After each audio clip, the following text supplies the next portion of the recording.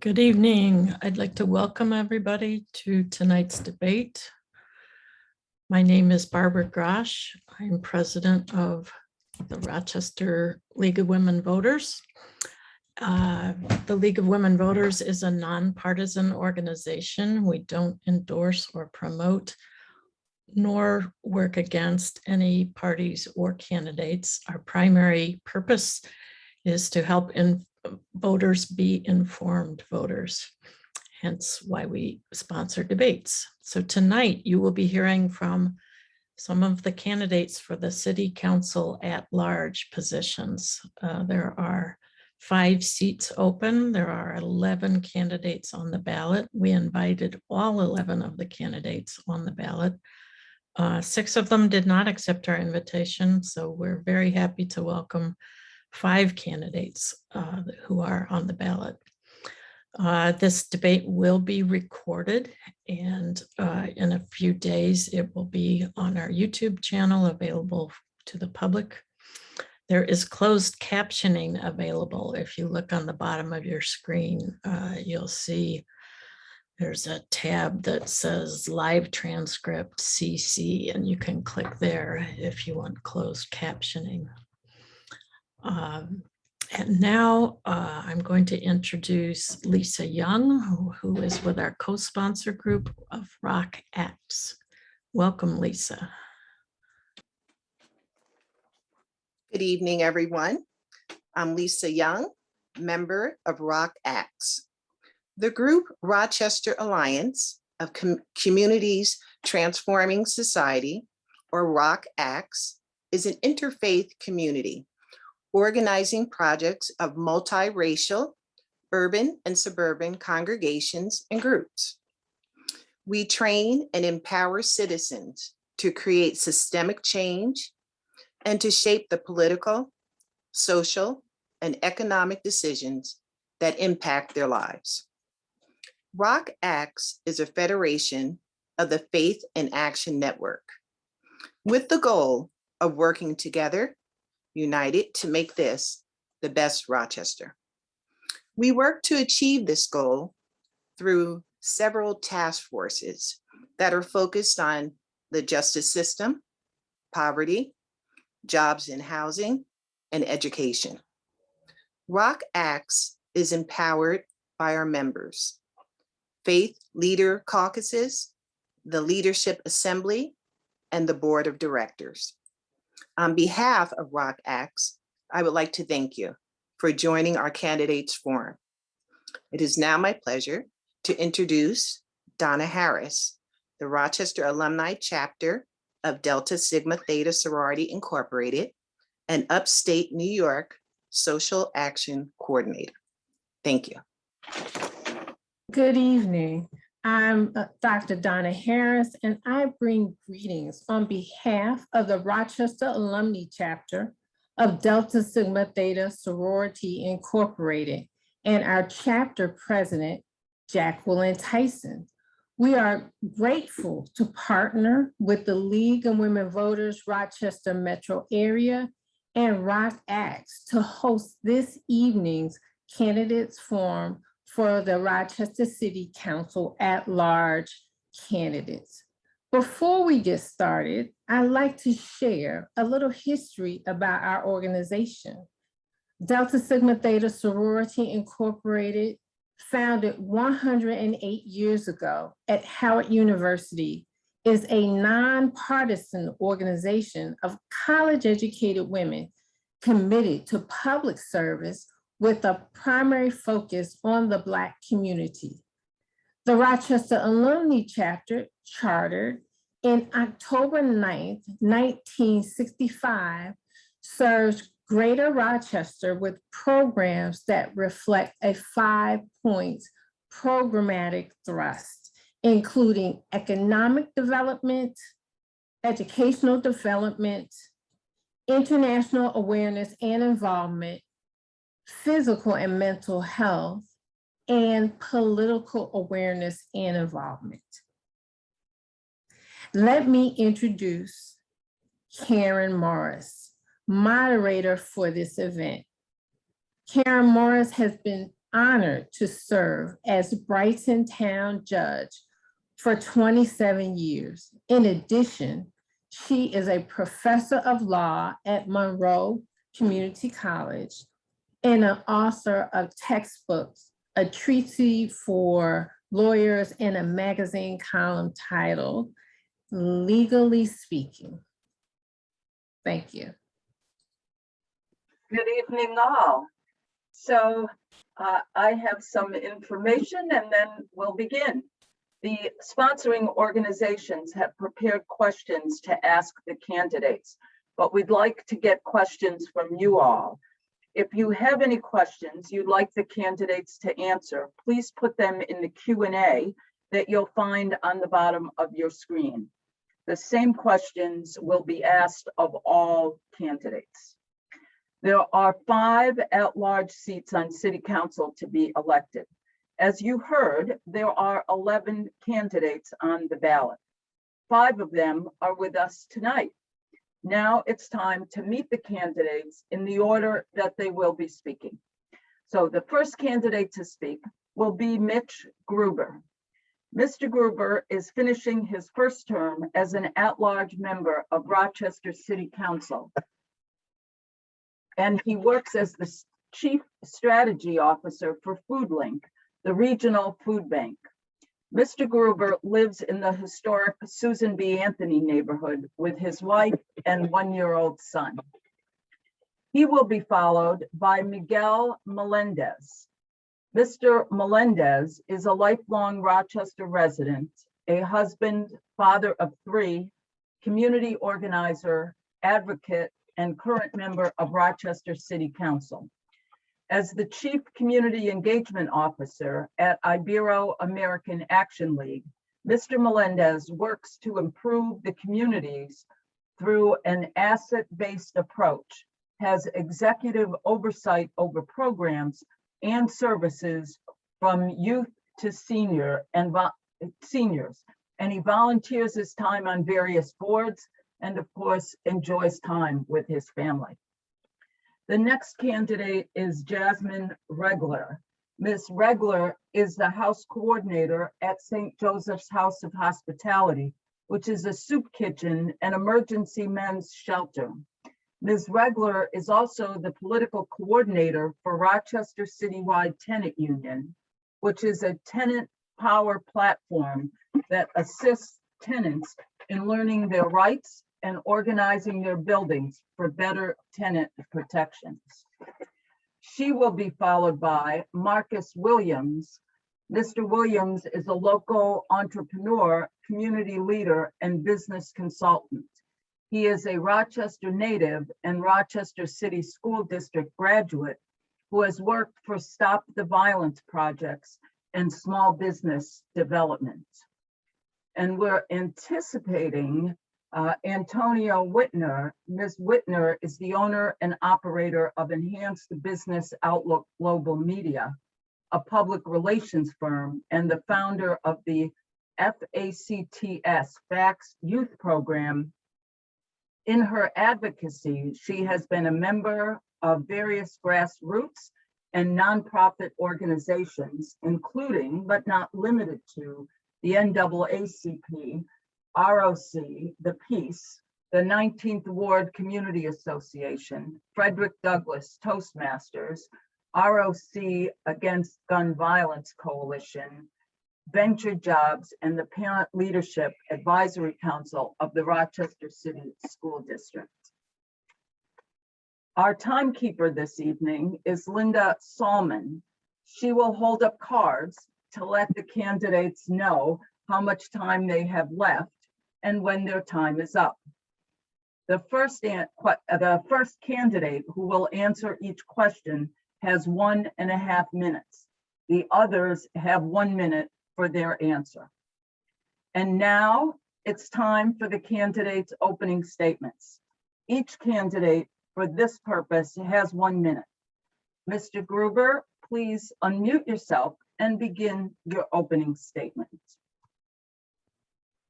Thank you, Judge Morris. I appreciate it. And I want to thank the League of Women Voters, these events, and Rock Acts, both organizations. These events are very important, and I certainly hope to get to a point where we have more public discourse prior to our elections. This is a goofy year, and hopefully moving forward, we'll be able to do more events like this in person. I'll very briefly say a little bit about who I am. I'm 36 years old and finishing my first term on City Council. I have a 1.5-year-old kid, which is the big difference between me now and me when I ran the first time. Is I now have the perspective of being a father of a toddler. I have a long history in the nonprofit sector. I was a Head Start teacher for a year, and then went to FoodLink, where I've worked for 13 years. I have a PhD in history from the University of Rochester, and I deeply believe in public service, and I'm committed to this city, which is why I'm running for a second term. Thanks. Thank you. And Mr. Melendez.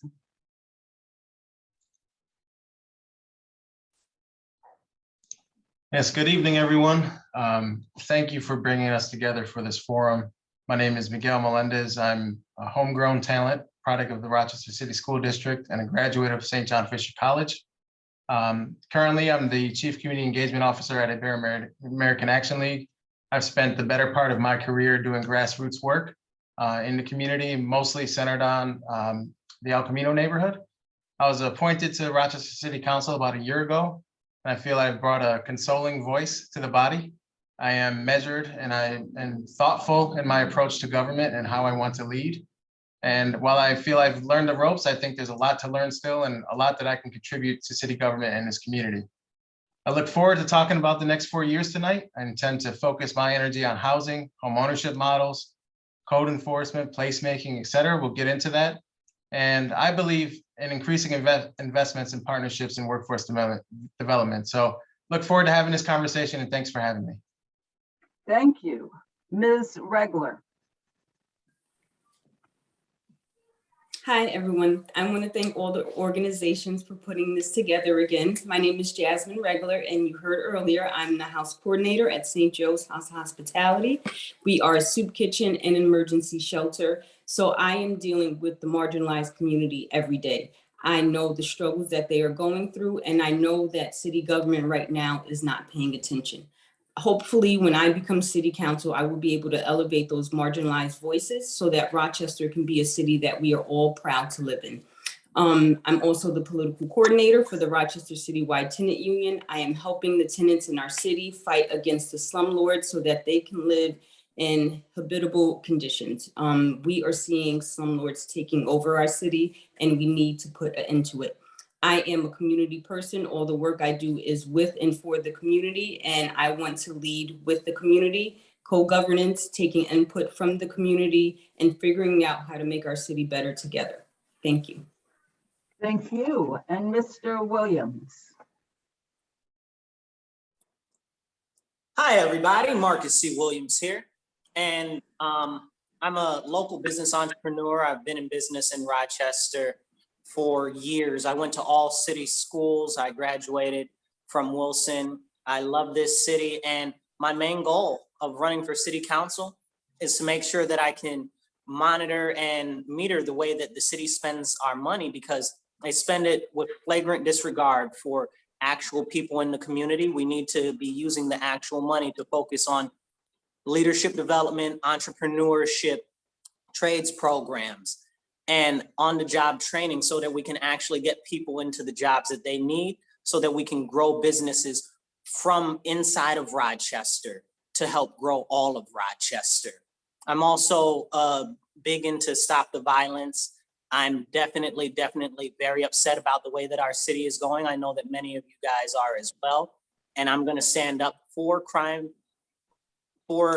fighters. I'm going to stand up for law enforcement. I'm going to stand up for our people who are in high impact areas. I live in the West Main Jefferson neighborhood. So when you're telling me about crime, this is the life that is around me every single day. Thank you guys for having me tonight. Thank you guys for listening to me. And hopefully I can earn you guys' vote on November 2nd or in early voting. Thank you. And I would call now on Ms. Whitner. I know she's trying to get in as having problems with, perfect timing. Wow. Ms. Whitner will give her, there, great. Ms. Whitner, good evening to you. And you're just in time for a 1-minute opening statement. You are on mute. Okay, I did- hi, sorry. I did read a. I apologize. Wait, I we're glad apologize. you- I was having some technical difficulties. We're glad you're here. You have 1 minute for an opening statement. Know that I did give your introduction. Very well. Thank you so much, Judy. My name is Antonia Winter. I am what I'd like to call a servant leader. And a servant leader is someone who leads in their community, but still remembers that they need to serve the people, they need to listen to the people, and they need to put the needs of the people at the forefront of whatever position that they hold in the community. I'm a Rochester native. I've been here all my life. My kids are city school district kids, and I live in the city, and I understand many of the problems that city residents face because I've faced some of them myself, and I'd hope to be able to serve in November for the public. Great, thank you. And now it's time for the first question. So this will be our first question. What are your 2 highest priorities for change in our municipality in the short term? And what about in the long term? We begin with Mr. Melendez for 1.5 minutes. Everybody else will have 1 minute. Mr. Melendez. Great, thanks, Karen. So 2 highest priorities. I think going into this year, there's 2 main areas that I feel are some of it pandemic related, some of it also just where we are in terms of the times we're in. First, housing. I feel that there's so much we can do around housing, whether it's code enforcement, trying to figure out the C of O process and improve that, increasing home ownership opportunities in the city, trying to find ways to bridge the equity gap in housing ownership. And then obviously also dealing with what's going on with evictions and what we can do to prevent harm in our community. The second part of it, which is I'm sure everyone's answer is going to be public safety. For me, I think we can achieve public safety many different ways, and all of the ways don't involve just law enforcement. I think that when we look at where we can divest from law enforcement, there might be some areas that we can allocate resources to other places. But at the same time, I do want to say that I want to support an effort that's balanced, one that takes into account everyone's public safety. And we have to be thoughtful in terms of what strategies we implement, what resources we reallocate to, and how do we get to a better place in terms of the public feeling like we can prevent acts of crime from happening in the city. Thank you. Thank you. And Ms. Regler, 1 minute. Yes, so my first answer mimics Miguel's. It would definitely be housing, the work I do with the tenant union.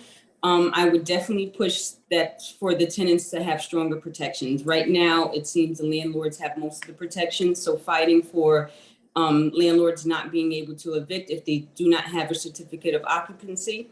Also with housing to homeowners, I'm meeting with City Council now to have them not opt into 485A, which is tax breaks for developers. When we give the tax breaks to developers, we have to pay through the homeowners. The homeowners get higher taxes. So getting the city to opt out of that so that the homeowners don't have to pay the brunt of it.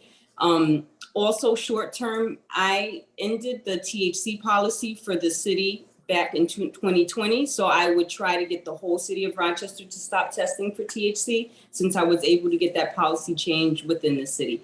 And then longer term would also be public safety. Oh, my time is done. Thank you. Mr. Williams. Can you hear me now? Yes. Okay, fantastic. All right, so 2 things. First thing would be crime and safety.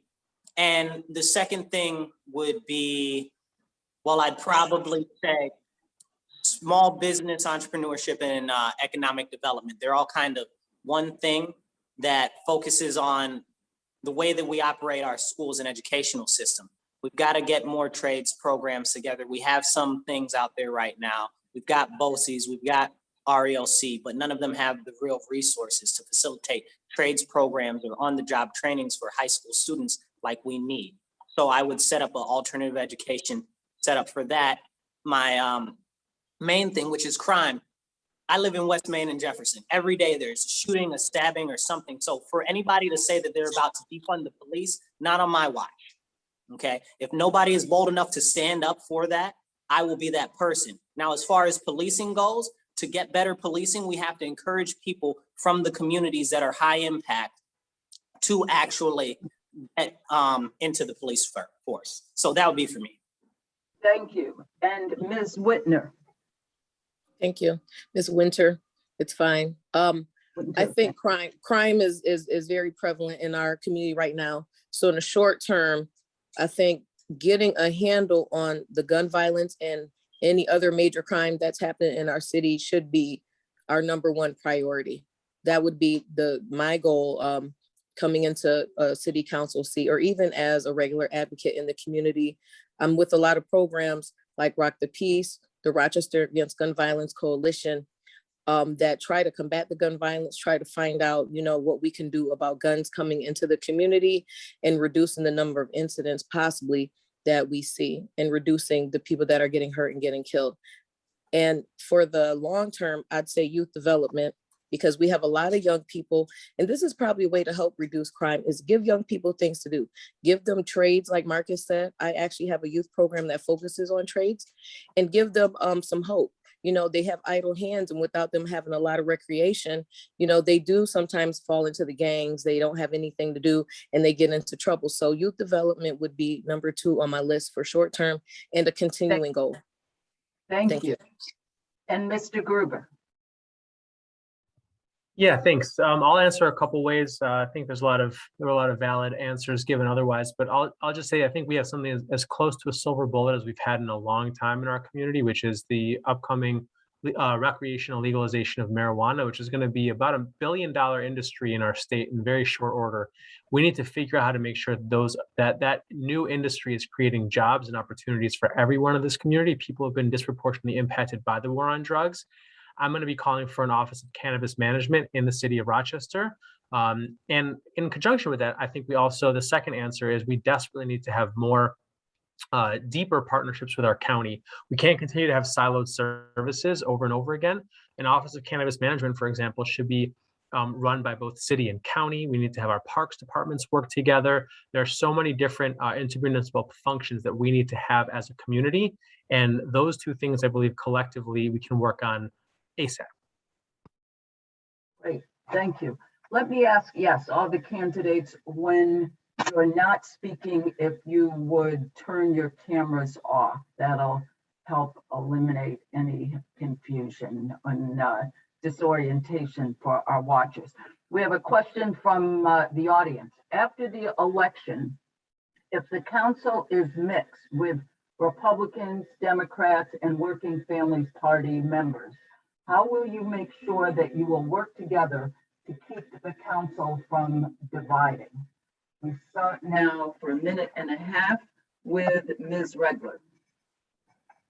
I would say first to come together in the things that we agree in. Just because there are going to be different party members, it doesn't mean that we don't agree on things. Because I would say right now that City Council has all Democrats and not all of them may be aligned. So just because it's different parties doesn't necessarily mean that we won't work together. So I would say finding the common denominator, finding things that we do align on and pushing those things quickly, and then finding the things that we may disagree on and going into further discussion in it. Because what I found when I've had discussions with people who disagree with me, when we have a long conversation, we more than likely actually agree on more than we disagree on. So really just having those conversations, not fighting with one another verbally, not going tit for tat, but just having those conversations and doing what's actually best for the city and not what's best for each of us or not what's best for each of the party lines. Just coming together and doing what's best for the city. Thank you. Mr. Williams.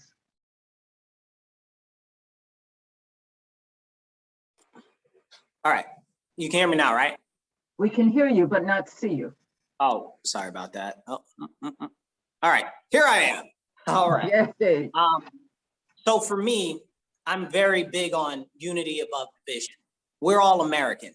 That's why we're here. I hope most of the people on council care, most of the people on this call right now, I've talked to multiple times. The only person I haven't really talked to or engaged with is Miguel.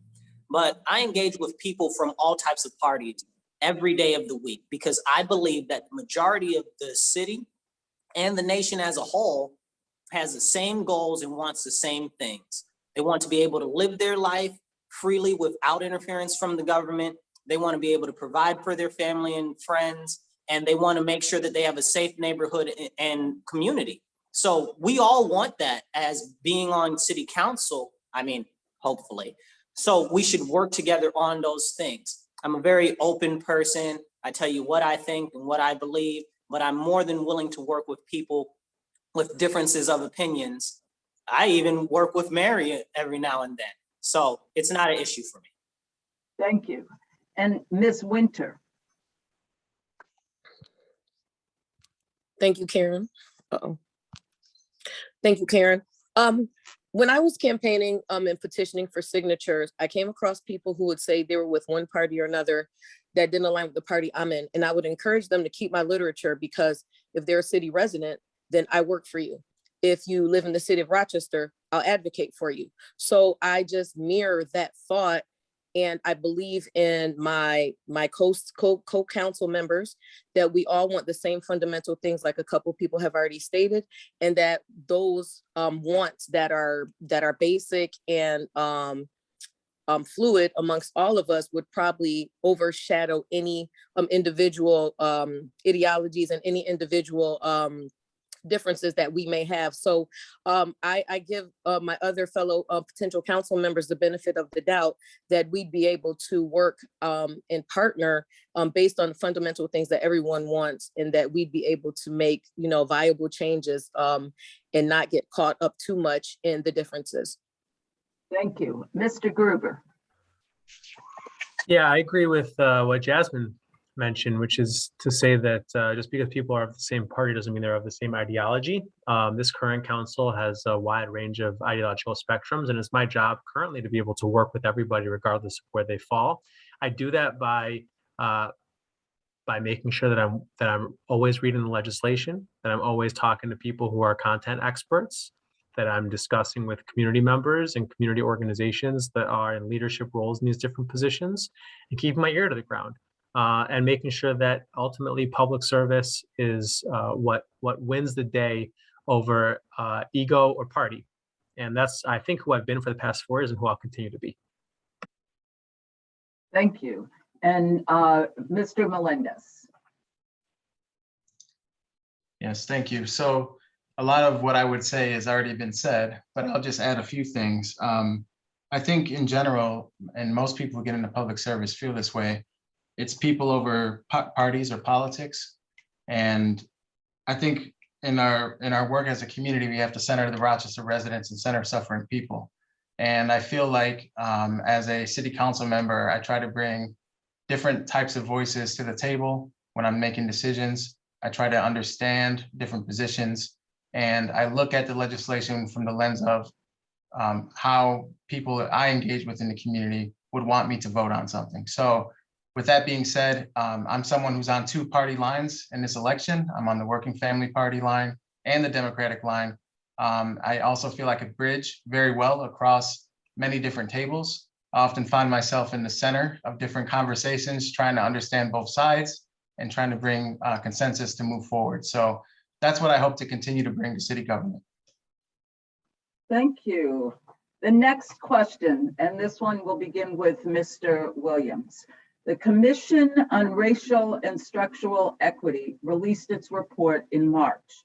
What recommendations from the Commission report would be your priority to enact as a city council member, and why? For 1.5 minutes, Mr. Williams. Oh, you asked the right question at the wrong time. I just honestly don't have enough of the information in front of that to recall all of the things that they were proposing off the top of my head this evening. I wasn't prepared for such a question on that particular topic. But as far as race and equity goes, the whole process was marred by us using more time and more money to already state and establish the things that we already kind of know to be true. It really is, if we're going to talk equity, we're going to talk education. We're going to talk job readiness. That's the direction we need to go. I don't believe that a magical tax on marijuana is going to be the saving grace of Black people and going to be able to provide for universal basic income, because that's just not a realistic thing. And I've supported universal basic income before Andrew Yang came on the scene and made it popular. So if we're going to provide some actual economic prosperity and development for underserved communities, we have to focus on education, job placement, and on-the-job training. Thank you. 1 minute to Ms. Winter. Yes, I also, I'm sorry, camera's off. Yes, I also believe in education, and not just traditional education. There needs to be a cultural aspect to what people don't know, to combat stereotypes, to combat the systemic racial issues that exist that inhibit people from prospering in America, and also inhibit people from being able to enjoy the liberties that, you know, we're supposed to be enjoying, each individual American, regardless of your background and color and racial history.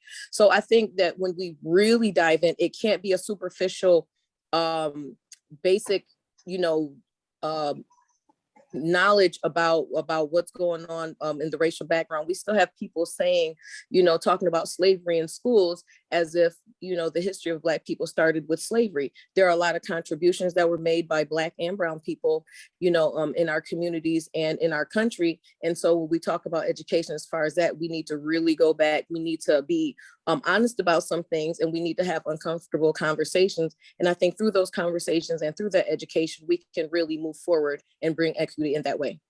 Thank you. Thank you. And Mr. Yeah, I had the pleasure of serving on the Race Commission, and I was co-chair of the committee specifically on human services. We spend a huge amount of money on human services in this community, and it doesn't always work for the people as well as it could.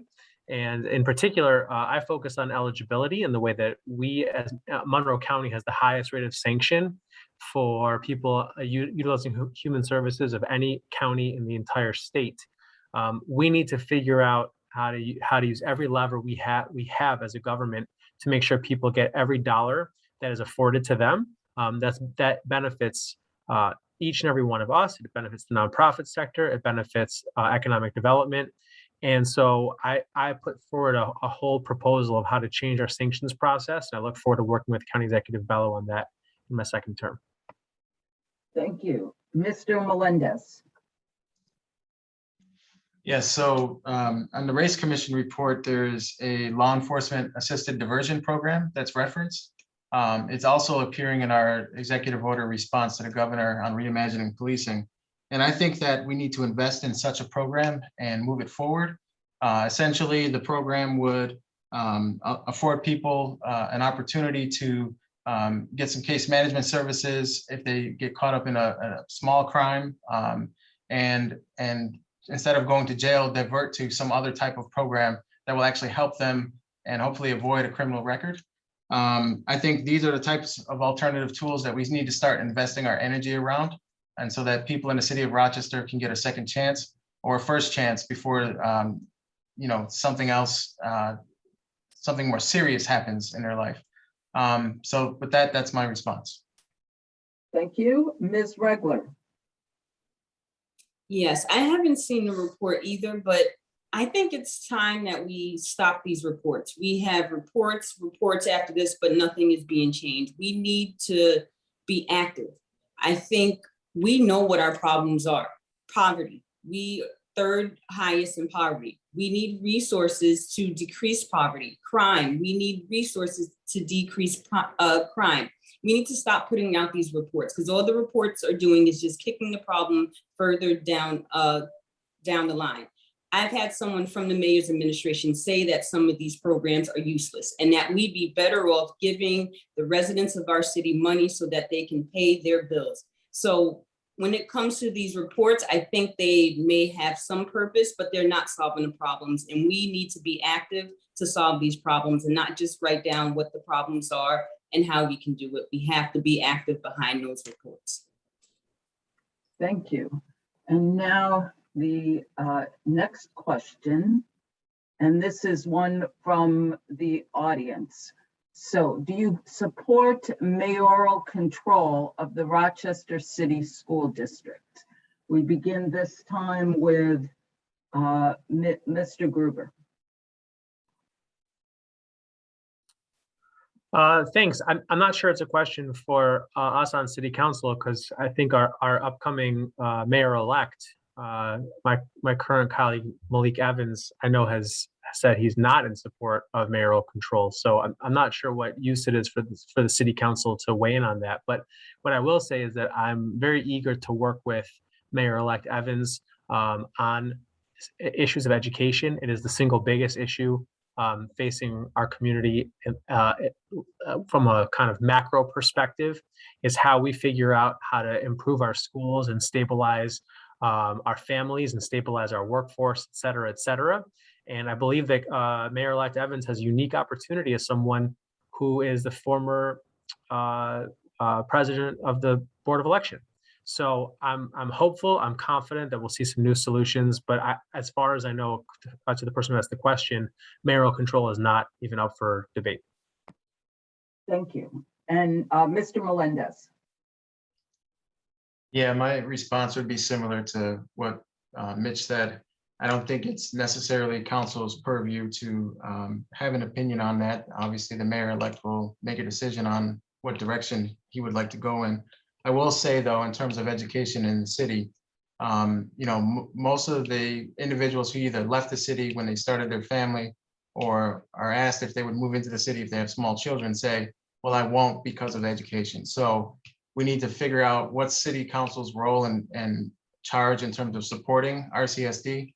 I think we can find ways to create some additional supports, whether that's financial or otherwise. I think we can debate that. But I'm a proponent of the city having a role in improving education on the whole.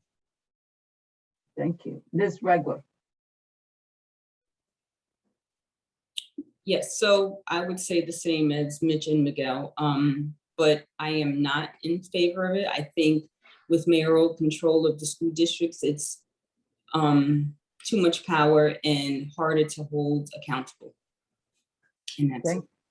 Thank you. Mr. Williams. All right. So in favor of mayoral control, huh? I'm not in favor of mayoral control. I'm not even in favor of RCSD control of the schools. Look at what a miserable job they've been doing legitimately my whole life. So what I would propose, honestly, if I could have a wish and a dream of what to do with what's going on over there, replace the school board with a board of directors, with mandates, with specific guidelines that they must focus on proficiency and job placement. And that's the way that we get what we need accomplished. However, that's a heavy lift. That's a little bit outside of what city council can do. So as far as what city council could do, I would say that we institute a, call it a side project or call it whatever you want, an initiative of alternative education, still in the purview of schooling and education, but outside of the school district, again, focusing on trades program, on-the-job training, and entrepreneurship and development. That's how I feel about it. What we've been doing is not working, and we need to do something drastically different. Thank you. And Ms. Winter.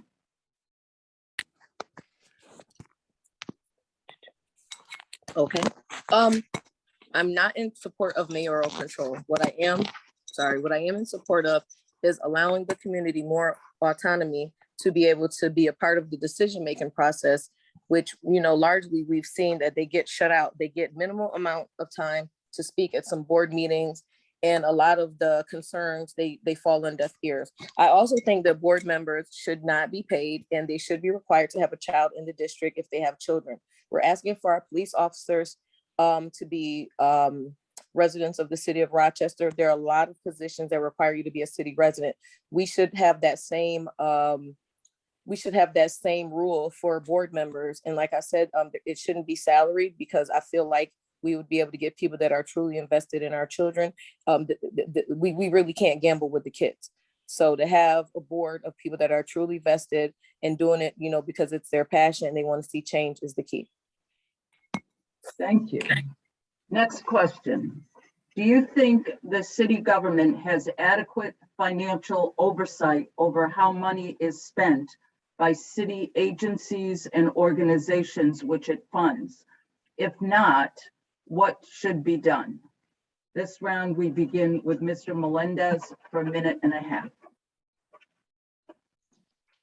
Yes, thank you. Great question. I think the city of Rochester, generally speaking, does a really good job of being on top of the budgets, doing a lot of, in terms of management and oversight, there's good stuff happening there. I think where we need to revamp actually is our budget process and our public engagement process up front, ensuring that there is more input in terms of priorities and where residents want to see investments happening. And as an upcoming council member for the next 4 years, what I hope to do is be able to bridge that gap between the community and government, have more public sessions where residents can help prioritize what's happening in the city. And I'll push hard for that. I think learning that first year on the job, for me, seeing some of the areas where we can improve, that's one major area that I've heard a lot from constituents come budget cycle. They want to see that happen and they want to be able to have an input. Thank you. Ms. Regler. Yes. So again, my answer kind of mirrors Miguel's. We align on a lot. I think there needs to be more community input, and I think there needs to be a longer process for the budget when it comes out. I don't think there's enough time for even the city council members to go over the full budget. So I think we need a longer process, and the community needs to have some input. It shouldn't just be the 9 members of city council and the mayor making the decision for where all of the money is going to be spent for the city. We need to have consistent community input, and not in ways of just saying, okay, we're gonna have this forum. The community needs to be ensured that our words are going to be heard and what we want is going to be put in the budget. So I would just advocate for stronger community input, and also a longer process for community and elected officials to go through the budget so that they can fully understand it and know what they are voting for or against. Thank you. Mr. Williams. No, the city does not have sufficient oversight over their spending habits. I mean, nobody will talk about all of the missing money from the city school district. There are no receipts for the budget as far as the city goes. And all of those financial documents shouldn't require foils for people in the public to get. All of the budgets, all of the receipts, all of the invoices should be publicly and readily accessible in a city database, online, and physical copy. We should be able to get this information. It's taxpayer money. We are city representatives, supposed to be anyway, but there's no oversight. There's no commitment to having anybody else do any type of audits or forensic work on our books, because if they did an audit over the last 10 to 15 years, there'd be so many indiscrepancies that it would probably make the majority of the people's heads spin, and missing money and money that's been shifted over here. You saw what happened at the Rochester Housing Authority with Moses, who's in court right now over that. So I mean, it's really, there is no oversight, and it should not be hard to get financial documents from the city. So for me, I would push that all financial documents, all financial processes are readily accessible by any member that lives in the city that is a city resident. Thank you. Ms. Winter. I apologize. Can you repeat that last question for me, please? Absolutely. Do you think the city government has adequate financial oversight over how our money is spent by city agencies and organizations which it funds? If not, what should be done? Transparency is huge for me, and me and Marcus also align on some topics, and I think that part of what building trust in the community is being able to see what's going on, especially when it comes to our budget. There's always an issue in any entity about money either being mishandled, money being lost, money being mismanaged. And we need money desperately in so many other areas. We have people with special needs. We have people that are experiencing mental health issues. And where's the funding for that? So I think that we need to really get a handle on being able to display and be transparent and have even an area where people can look and track and see what's going on, because taxpayers are giving their money and we need to be transparent about that. Thank you. Mr. Gruber. The only thing I would add is that the city currently has an office called the Office of Public Integrity, which is intended to produce audits and to provide oversight on the use of funds for all city departments and make sure that they're being run efficiently and effectively. And I would say the Office of Public Integrity, I've been an outspoken critic of OPI's performance over the last several years. And I would say that it sorely needs to be reconsidered, potentially with OPI actually reporting to the city council rather than directly to the mayor's office, because all these departments that we're talking about, every department in City Hall that's not city council, the city clerk, or the PAB reports to the mayor's office. So moving OPI out will actually provide a little bit more oversight, and that's something I'm going to be pushing for. Okay. Next question is from the audience. If you received $1 million grant to use for the city any way you wanted, what would you do with it and why? We begin with Ms. Regler for 1.5 minutes. Hands down, I would build a community resource center in the heart of downtown. We have a skate park right now that is attracting suburban kids, and we need something to attract our inner city youth. So in my mind, the community center, it would teach different trade skills. It would teach financial skills. It would teach even just life skills, basic life skills. We need something for our youth so that they are not out on the streets. The community center would have resources if you would like to find a job, if you would like to further your education, something that would attract our residents, not something that's going to attract suburban residents. We need something for our youth so that we can begin to decrease poverty. So hands down, it would be a community center in the heart of downtown that would offer the resources that our poverty-stricken city needs. Thank you. And Mr. Williams.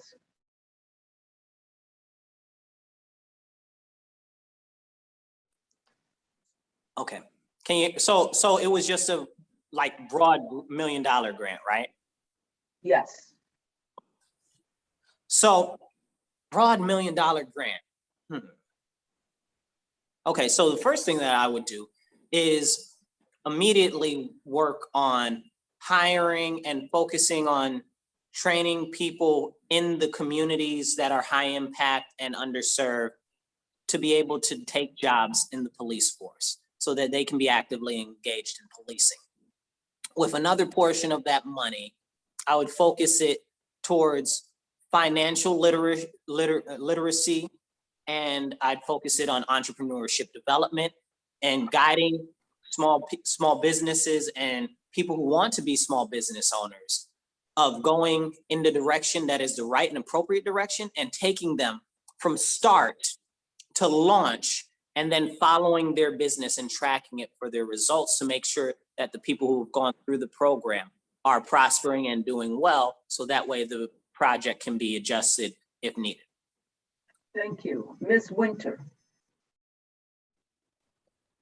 So $1 million isn't really a lot of money. I'd love to have it, but as far as something that we can use for a city, it's very minimal. One of my platform issues is I'm calling it Midtown Phase 2. When Midtown Plaza disappeared, it was a real big hit to our local economy, and it really injured downtown. I believe that we need to bring back a shopping plaza, because any city that you go to that's thriving, that's bubbling, that's lively, it has a central place for people to shop, that and a performing arts center. So I'd be willing to take money to put into building another shopping plaza, because that would create jobs, that would create tourism. And as far as financial literacy for young people go, I have a youth program, and that's one of our key concepts is financial literacy piece. And you can't just give people money without giving them the insight and education as to what to do with it, because you have many people that get money and then they're broke because they didn't know what to do with it. So we need to have something that will create residual income. And I believe building another shopping plaza will do that. That'll have money flowing in and out of the city. And we bring people into the suburbs because money flows both ways. Whether or not you live in the city or you live in a suburb, the money from the heart of the city and inner city does flow out into the suburbs, and some vice versa. Thank you, Mr. Gruber. I would plant 1 million trees. I think that we need to really bolster our parks. We need to bolster our tree canopy. There was a couple articles in the New York Times that I've been absolutely fascinated by that show that tree canopies tend to be the least dense in low-income communities, specifically where there's predominantly people of color living. We have higher rates of asthma. We have huge health disparities. Huge environmental concerns in communities without significant tree canopy. And last week, there was an article that showed over 7 years, researchers from Temple showed that planting trees and growing gardens significantly changed the public safety of a community. There are things that we can do that are not outside of the scope of our abilities. We can beautify our city, create jobs, and make everyone healthier by planting a bunch of trees. Thank you. And Mr. Melendez. Yeah, so for me, I would focus on home ownership equity. I think across the city, we have people who are paying exorbitant amounts of rent for properties that they can own outright if they were given the opportunity. I think that one of the ways we can do that is by going into traditionally redlined neighborhoods, looking at property values. Some neighborhoods have assessed values on property of 18 to 22,000 per house. And if we can find a way to subsidize the purchase of those properties and create a wealth opportunity, a wealth building opportunity for residents, I think we can provide people with adequate housing, as well as solve one of the biggest challenges in our city, which is growing rent increases. Thank you. Next question comes from the audience. As a bicycling commuter, I regularly experience tension between motor vehicle drivers and bicyclists. Do you have ideas about easing those tensions on our city streets? We begin with Mr. Williams for 1.5 minutes. Well, gee, that's a extraordinarily intensive conversation needed for that. Easing tensions between drivers and cyclists. It's difficult, right? Because we're not really a cycling focused country, especially I'd say in the inner city right here in New York State and Rochester. The roads just weren't designed that way. Let's be honest. For the number of cars that we have on the road and the number of cars per person in the city, there are just too many physical cars to continue to alter the way that we have the roads set up without expanding the roads, which inevitably would cut into the sidewalks, which are already horrendous in Rochester. Don't get me started on the sidewalk. So at this time, I don't know that I have a seriously direct answer for a solution, and I'm a solution-based person. So please follow up with me on that offline, and I'll try to get you get you a better answer for sure. Thank you. Ms. Winter. I'm here. Okay. Yeah, there definitely isn't an easy answer for that one, but I just thought of a way to incentivize drivers to be more aware of the cyclists that are on the road, be more cautious, ease the tensions that this person is speaking of, and maybe at some point, speak to Albany, talk to the governor about giving motorists maybe some type of break on insurance if they take an extra course that gives them a safety, some safety course about bikers, and just to be aware of them when they're riding and driving on the road. So maybe that incentive, in their to get a break on their insurance in New York State would make them more conscious and more aware of, there are going to be bikers on the road. Because I mean, that's a really hard ask I know we have bike lanes and different things like that, but you still have vehicles that have to cross those bike lanes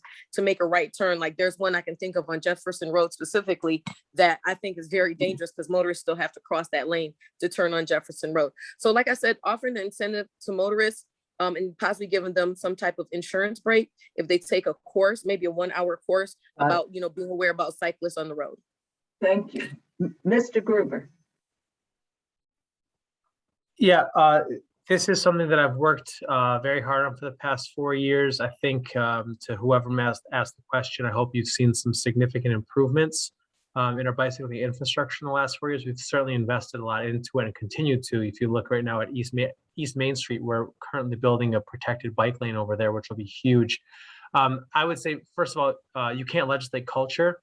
There's cultural things around bike and automobile traffic that we need to build a culture of open streets, complete streets where everybody has an opportunity to travel the way they want to.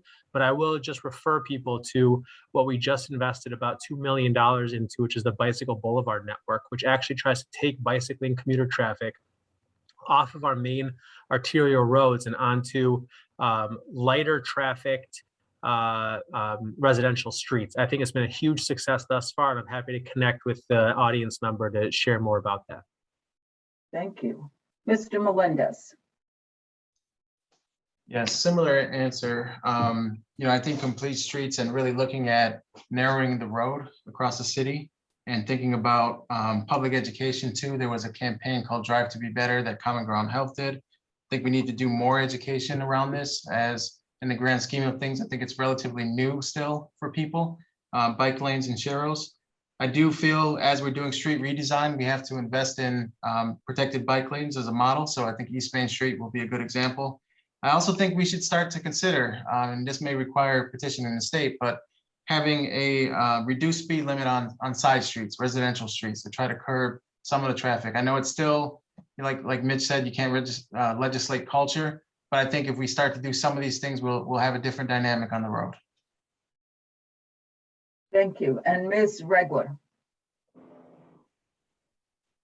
Yes, so I can't say that I have an answer for that. I don't know if you can really ease the tension between the cyclists and the motorists. I think we can make it more accessible for cyclists to be on the road, which I feel the city is doing with the bike lanes, but there's always going to be tension. I would say, and I'm not trying to sound condescending, but when there is tension, just taking a deep breath and just taking your time. I run into it sometimes when me and my daughter are biking, and I just stop for a moment and just gather myself back together instead of screaming at the motorist. So I would say patience. That's the only way to ease tension. Not the only way to ease tension, but that's one of the ways to ease it, and keep pushing for the city to make Rochester more accessible for cyclists. Okay, thank you. Next question will begin with Ms. Winter. This is the question. Are you in support of proposals to divert a substantial portion of the police budget to other forms of community services or investment? If you are, elaborate please on what cuts you would make in the police budget, and how those funds would be used. Ms. Winter, for 1.5 minutes. Yes, thank you. So, when we talk about community policing, this is the type of thing that we talk about funding needs to go towards. And as far as police budgets go, Rochester Police Department, like many other companies, is just that. And many companies, they move money around, they allocate funds into different areas of their companies, on a regular basis. So I don't look at reallocating funds or moving money around in the Rochester Police Department any differently. There are there are organizations like PAC-TEC that some people are familiar with that definitely could use more funding. PAC-TEC in the 80s and early 90s was flourishing and it was very, very successful. And those are community partners that basically police the neighborhoods looking for, lower level crimes, which allow the police department and the police officers to focus on higher level crimes. We had organizations like Soy Save Our Youth that they lost funding that were under the ABC Action for a Better Community umbrella. And those were basically people who are from the community that may not have walked the right path, but they could speak to the young people who are out here making bad decisions, and they had that respect and they actually had an impact. So those would be the type of programs that I would be willing to, move money around to, and that actually helps the police fight the real crimes that they're out here to fight. Thank you. And Mr. Gruber. Our budget is a finite pie. There's only so much revenue coming into the city of Rochester. And rather than thinking about what needs to be cut, I think about what needs to be added to. We need to add code enforcement. We need to add to our parks department. We need to add recreation hours. We need to add library hours. Those are all things that will have a significant impact on public safety. And the reality is those are all organizations and departments that have really been starved. A lot of them have been starved over the last several years, maybe even the last several decades. I only know the last 4 years that I've been on council. But the reality is I believe we need to invest in those spaces, and there's only so many places that money can come from. And I do believe that the biggest budget line in our city, which is RPD at $95 million, is a logical place to take some of the money out of. But I'm focusing on investments that are not traditional policing that can really make our community safer. Public safety, parks, recreation, libraries, those are just some of them. Thank you. Mr. Melendez. Yeah, so along the similar lines here, but I feel strongly that investing in parks, playgrounds, other amenities, those are public safety measures. Looking at code enforcement, enhancing neighborhood service centers, to me, that's public safety, mental health response, public safety. So I think if you remove the layers of rhetoric that's been out there for the past year or so, there's some real opportunity here for us to invest in things that the city of Rochester residents want to see invested in, prevention, street outreach, getting further upstream in terms of having conversations with residents, preventing crime. And if we do those things, we'll find that we probably can right-size the job of a police officer and finding out where there might be some civilian roles for community members to take on. And then at the same time, we would determine if there's opportunities to invest dollars from the police department to other places. But all of it has to happen with a plan. We can't arbitrarily say we're going to divest from one thing without thinking thoroughly through how we're going to still achieve public safety as a city. Thank you. Ms. Regler. I would absolutely reallocate funds from the police budget to other services for the city. And I would start where the police are encroaching on our lives where they don't need to. Currently, right now, and I've said this over and over, if you want to have chickens in your yard, to do the inspection, the police have to do the inspection. Why are we paying police to inspect people's homes who want to have chickens? I would immediately divert those funds so that we could hire more city inspectors. It would kill two birds with one stone. We have more city inspectors now to inspect the buildings that some of our tenants are living in that are uninhabitable. So I would continue to just look into where police are doing jobs that they don't need to be doing the jobs. We need police to fight crime. We don't need them to encroach on every area of our lives. And that will allow people to feel more safe in their communities. Thank you. Mr. Williams. Okay, so to be diplomatic about this, let's be honest, right? None of these programs or fuzzy dreams that these people are trying to sell you were cut to fund the police. None of those programs were cut and then the money given to the police. If you wanted to cut money from something, let's talk about the school district that has $60 million missing, $90 million, $30 million overspent that they never even actually physically had. So the answer, and me personally, I'm extremely fiscally conservative when it comes to taxpayer money. So if there's any room in the city budget that has to do with the police budget that can be edited or trimmed down, or it can be reallocated within the police force, especially if it's to increase the police force itself in size, focusing on employing people from impoverished and high impact neighborhoods. I like legitimately 300 feet from where I am now, there was a murder the week before last. 50 feet from where I am now, they shot 5 shots into a car that was in the parking lot next to me. Okay, there was an armed robbery at the Family Dollar that I shop at last week, which is less than 3 blocks from where I am now. So no, we're not defunding anything. We're not reallocating anything, but I will make sure that they spend your money better. Okay, thank you. And now we start with Mr. Gruber. This is the question. Our region suffers from serious job sprawl with a major loss in jobs in the city and with most job growth occurring outside of the effective reach of public transportation. What will you do to encourage a return of jobs to our downtown and industrial areas? And will you advocate for vastly better public transit in our region? Mr. Gruber. Yeah, I'll continue to advocate for better public transit. And I think we've actually seen some significant improvements since the reimagined RTS, although COVID, of course, has made that even more challenging. No doubt about it, it is absurd that we continue to see things like call centers pop up in places like Henrietta and Greece, and these big Amazon warehouses in places like Gates and Greece.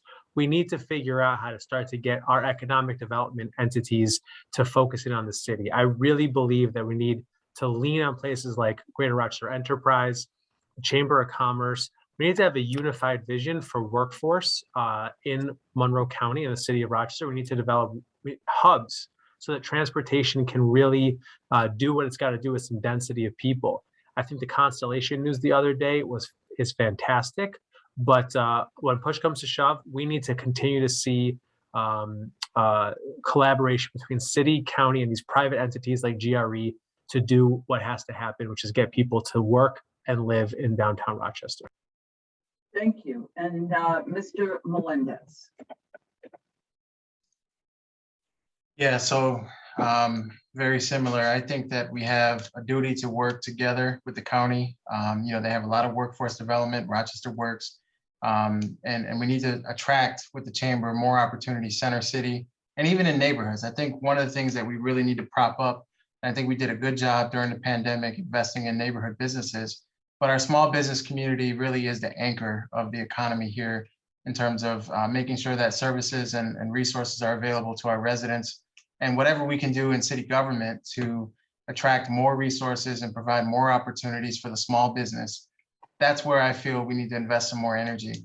And we can do that by encouraging some incentives, relocation incentives as well to the city of Rochester so that these jobs are more accessible. In terms of transportation, I do think we've made a lot of headway. I also feel that we can still do better. People taking 2 buses to get to a job in Henrietta, to me, is not the answer. So some of those jobs that are out there, if we can bring them closer to home, I think we'll be doing right by our citizens. Thank you. And Ms. Regler. Yes, I think we definitely need to improve our public transportation. Rochester has good prices for their public transportation, but the frequency of their buses is not good. I'm from New York City, so I'm used to buses just coming every 8 to 10 minutes. We need to have higher frequency of our buses so that people can work in our city. And then as far as jobs, I think we need to look at the barriers that are in place that are stopping people from accessing jobs. I think one of those barriers that we need to look into is testing for THC, which is the active component in cannabis. I think we need to end that policy. That will allow a lot of people in our community to be able to just apply for a job. And I think we need to look at what other barriers, educational barriers. If there's things that say you need a degree, we need to find alternative ways for people to get experience without necessarily having to go to college, because college isn't for everyone. So really looking at the barriers that are in place and seeing how we can stop those barriers. Thank you. And Mr. Williams. Can you repeat the question? I want to make sure I answer it. Yes, the question is, our region suffers from serious job sprawl with a major loss in jobs in the city and with most job growth occurring outside of the effective reach of public transportation. What will you do to encourage a return of jobs to our downtown and industrial areas? And will you advocate for vastly better public transportation in our region? Oh, I am all over the better public transportation in our region. Somebody just said that the Reimagine RTS is a good thing. It's not. I've spoken to hundreds of people. Nobody is happy with it that is actually on the bus line consistently. They've got rid of many stops that have been needed and have been relied upon, and they've removed stops in areas that are very important. But aside from that, as far as economic development and stuff, focusing on local entrepreneurship, building up entrepreneurs and small businesses that are based in Rochester, from Rochester, is how we grow our city. That's how we grow into the future. If you start a business in Rochester, you live in Rochester, you're more likely to hire from Rochester, and you're more likely to keep the money in Rochester and purchase a home in Rochester, thereby increasing our tax revenue. And that's the way that we need to focus. We need to focus small business, local business, and on crime, because if we reduce the crime, then we can get more businesses to come back into the city. So Time. that's Thank the way you. that we do it. Thank you. And Ms. Winter. Yes, so one of my platform views is actually to contract with business developers so that they have to stay in Rochester for a number of years, that they can't just set up shop here and leave. As far as the Reimagine Rochester for the buses, that is very problematic. We have a lot of people who are left at a disadvantage, and for the people that are saying that it's better, I mean, I don't know if they've rode the bus or if they have had to ride the bus in the last few years, because it's become definitely a barrier for a lot of people. And we've actually been advocating and talking to a lot of city residents about, you know, getting things switched around. Even with the transit center, they got rid of a lot of routes right there on Main Street. I think they should make sure that they keep the routes on Main Street, because that helps people navigate through downtown to get to their different homes and different things like that. So again, going back to my idea about building another shopping center and performing arts center, that would help with the jobs, that would help create jobs, and that would also, you know, foster recreation and development of the arts. Arts is big in Rochester. It would build tourism, and that would be very helpful. Thank you. And now for our last question. How would you address housing issues that our city has? We begin with Mr. Melendez for a minute and a half. Yes, thank you. So for me, I've been working with the citywide tenant union and others to look at the Stabilized Rochester platform. I certainly support the good cause eviction protections law that is proposed. I want to make sure that we advance it and advance it right. I also feel that the no C of O issue is a huge issue in the city of Rochester. I think we have to come to some agreement on, you know, how that looks and how that looks in legislation. I also feel like investing in code enforcement, I know it's been mentioned so many times tonight. I don't know that we have the right amount of code enforcement officers in the city. I also feel like our neighborhood service centers can be utilized more heavily for housing related issues and investing resources and energy into housing. And then lastly, home ownership. I said it before, I think we need to find new and creative ways to provide housing opportunities for residents in the city of Rochester that have been marginalized. Thank you. Ms. Regler. Yes, so as Miguel said, we are working together to try to get legislation passed so that it would offer tenants more rights. But I would say what it comes down to is uplifting tenants' rights and holding the landlords accountable, enforcing when they are doing things that are just things that they shouldn't be doing, whether they have code enforcements, making sure that not only do they get paid, but making sure that something happens if they keep getting this. Because right now we have landlords that just keep getting fined, and they're willing to pay the fines instead of repairing their buildings. So putting an end to endless fines, like taking away homeowners' properties if they're renting to tenants and not keeping them in habitable situations. So really enforcing and uplifting tenants' rights, making sure that tenants have right to counsel, meaning that if a tenant is facing eviction, they will have a lawyer present with them no matter what, just like if you get arrested. Right now, tenants have access to counsel, and you only get that if someone's available. So making sure that they actually have the right to counsel if they're facing going to court with their landlord. Thank you. And Mr. Williams. This is really an offline question. So if you want a deeper answer, please hit me offline. But people are being sold a dream right now, right? Because even if they fix up all of these apartments, they make them all nice, the landlords aren't slumlords. The prices are still going through the roof. They're skyrocketing no matter how you look at it. The housing market is up crazy in Rochester. A house that's used to be $80,000 is now $160,000. We have serious issues as far as housing prices in the market go. But as far as a solution to that, economic development based on focusing on improving the quality of life for the residents of the city and not focusing on people from outside of the city and bringing them in. We have to focus on allowing people to get better quality jobs and preparing them for those jobs so that they can get into home ownership, so that they can afford the new rising rents in better neighborhoods and communities, so that they can even afford the rising rents in the neighborhoods that they live in. That's the way that we do it, by focusing on economic development for the locals. Thank you. Thank you. And Ms. Winter. Right. So I live in the 19th ward, and there's a lot of gentrification going on, as we all know, that the proximity of the U of R campus and RIT campus and College Town have made the rent in this area just disgusting, for a lack of a better word. I mean, paying $2,000 for a house, no matter how nice it is, should not be happening. And so I believe that we should have some type of cap on rent, because people will set prices for housing, for student housing, but the majority of the residents here are regular families like you and me. So that is something that definitely needs to be worked on. Also, there are a lot of dilapidated houses in the areas that they want to tear down. And I think that they should get some of these union workers and some of these young people, get in there and teach them carpentry and masonry skills, teach them how to rehab some of these homes, and then maybe it can be someone's first home. You know, they need to put more funding into fair housing, and they need to put more funding into first-time homeowner programs, because you have people out here who don't qualify for housing because of their credit score, and there are a lot of disparities with that. And then you have people who are using those same practices in rental agencies. So it's like, where's someone supposed to live? What do they do? Thank you.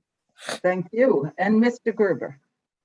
Yeah, there's no doubt we need to have some sweeping legislation that thinks about our housing market, tenants' rights. I think there's a lot of work to be done, and there's been a lot of great momentum towards some of that work. I'd also say, like, on a less legislative perspective, what we need to also keep doing is make sure that we're utilizing the tools that we have. We need to transfer more properties into our land bank and transfer more of those properties into the community land trust. Those mechanisms really ensure that we can keep affordability for a long time, and we can spread not just home ownership to more folks, but also permanently affordable rents via things like the land trust. So I hope to continue to see that work. That's something I've been working on and will continue to do in a second term. Thank you. That then concludes the question and answer portion of the program. We will now have each of the candidates give a 2-minute closing comments, and we'll go in the same order that the candidates gave their opening comments. So Mr. Gruber, we begin with you. Thanks again, and I appreciate everyone's time tonight. I appreciate the League of Women Voters and Rock Acts for organizing this.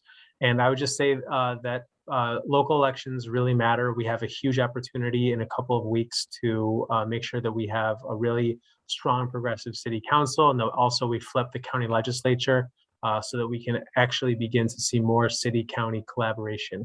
I'm always going to be who I've been for the past 4 years. I'm gonna do my homework. I'm going to talk to everyone that I need to talk to. I'm going to listen to everyone who wants to talk to me, and I'm going to be honest and transparent about who I am and why I make the decisions that I make. I really believe in public service. I really believe in this community, and I'm grateful to have the opportunity to serve for the past 4 years. And I hope people will give me a chance to serve for another 4. Thank you very much. Thank you. And Mr. Melendez.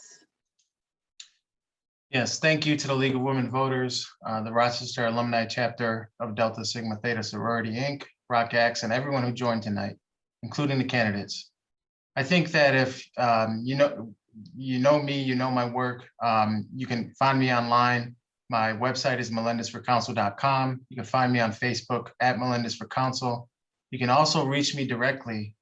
This is my cell phone, putting out there publicly, 371-8085. Again, 371-8085. I'd be happy to talk to anybody about any legislative items that they care about, any issues that you want my opinion on, or you want to know my stance. I also urge you all, if you haven't done so, to consider taking the vaccine. And it would be my privilege and honor to serve you and continue to serve you on Rochester City Council. And I hope you have your vote on November 2nd. Thank you. Ms. Regler.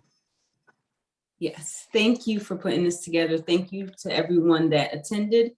I would just say, just please give me a chance. I'm not what you would consider a capital P politician, but I am here to work with the community. I believe in co-governance, and that means that we are going to do this work together. I know I don't know all the problems and I don't have all the answers. So I want this to be a community effort. I don't want it to be Jasmine saying this is what is going to happen. It's going to be Jasmine saying, let's come to the table and let's make decisions together to make Rochester better. You can look me up, jasmineforjustice.com. Email me, jasmine@jasmineforjustice.com. And please vote for me on the Working Families Party line, 11D. And I look forward to being your next representative so that we can actually make Rochester a city that we are proud to live in, and a city that we can tackle the issues together. It doesn't have to be fighting. It doesn't have to be name calling, none of that. We can show respect to one another, even if we disagree, and we can make this city better together. Thank you. Thank you. Mr. Williams. Thank you, everybody who's stayed this whole time and has listened to everyone. You guys, I'm more of a diplomatic person, less of a politician, because I like to actually get stuff done and work with others to achieve goals. I believe that a rising tide raises all ships. I am a small business owner, and the economic and crime impact on my business and my business corridor has been phenomenal, and not in a good way. So I do believe that we need a lot of things to change, but more than anything, I know that we need a fresh voice, we need fresh vision, and we need fresh eyes on what we've got going on. So please vote for me November 2nd or in early voting, and you can check me out on Marcus, the number 4, Rochester.com, or find me on Facebook or Twitter at Marcus4, the number 4, ROC. And I'm also Marcus C. Williams or Marcus Williams. You can find me on Facebook. Okay, check me out and make sure you go out and vote. Tell your friends, vote. Marcus C. Williams, Rochester City Council, November 2nd. If you have any questions, reach out to me, 585-678-1011. Thank you, guys. Thank you. And Ms. Winter, take it away. Yes. I just want to say also thank you for ROCAX. Thank you to the League of Women Voters and their sororities and anyone else who had a hand in giving us this platform so we'd be able to communicate, you know, what we'd like to communicate to the community. So thank you so much for that. I am truly an independent candidate. I'm a responsible candidate. A lot of times people have their issues with candidates because they haven't done their research on exactly what they'll be responsible for when they get in city council. They haven't read the city charter. And so I've actually done those things. I'm an advocate for this community. So my work and my commitment to our community did not begin with this election, and it doesn't end in November. I'm Antonia Winter, W-Y-N-T-E-R, and you can find me under that on Instagram, on Facebook, on any of your social media platforms. I'm going to be on row 9F. And I just, like I said, I'm an independent candidate. And I think if we want to see changes, that we need to have people who are going to make those changes. We need to have new people in those seats, and we need to have people who are truly, truly, truly for the community. And I'm actually one of those people. So thank you everyone who has listen to me and listen to this broadcast. Have a great day. We thank the candidates for a most informative discussion of the issues. Thanks to all of you who attended. As one of the candidates said, local elections really matter. With that, I turn it back to the League of Women Voters President, Barbara Grosh. Hello, thank you, Karen. Thank you all the candidates so much for coming out. It really helps us to get to know you. So I'm going to share some voting information that everybody needs. Let me figure out how to share this. Yes, it's there. So the League of Women Voters provides vote411.org, which is a website where you can go and it'll ask you your address and you type that in and it will show you your entire ballot. So you can see all the candidates for all the offices that you get to vote on, starting at the top and going right down to the bottom. And as well, it'll show you the 5 ballot propositions that are going to be on our ballots this year. So you can learn more about all the candidates and all the choices there. And some other updates. Today was the deadline for applying for an absentee ballot. So I think if you haven't done it, you might have missed your chance there. Early voting starts on October 23rd and continues until Halloween. There's different hours each day, and there's, I think, 14 sites in Monroe County. You can find the details for that on the Monroe County Board of Elections website. And election day is November 2nd. And we do encourage you to not only get out and vote, but take your kids with you and show them what voting is like. Ask a neighbor to go with you, go voting with your mom, get your friends out, make it a social occasion. And finally, here's the contact information for all of your sponsors tonight. I would like to thank ROCACS and the Rochester Alumni Chapter of Delta Sigma Theta for helping us plan this evening. And thank you all. Feel free to contact us if you have questions. We will be posting the video of this debate in the next couple of days. So you can look on our website or our YouTube channel for it there. We'll also share it on Facebook. Thank you very much. Good night, everybody.